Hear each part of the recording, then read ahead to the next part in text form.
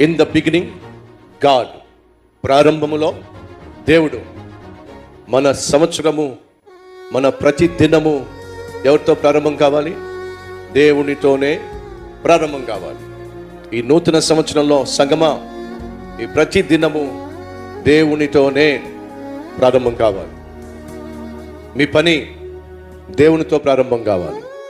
మీ ప్రయాణం దేవునితో ప్రారంభం కావాలి. మీ పరిచర్య దేవునితో ప్రారంభం కావాలి. మీ ప్రయత్నాలు దేవునితో ప్రారంభం కావాలి. అప్పుడే ప్రతి దినము, ప్రతి పని, ప్రతి ప్రయత్నము, ప్రతి ప్రయాణము, ప్రతి పరిచర్య ప్రతిఫలాన్ని చూస్తుంది. మన జీవితంలో ప్రతిఫలం చూడాలి.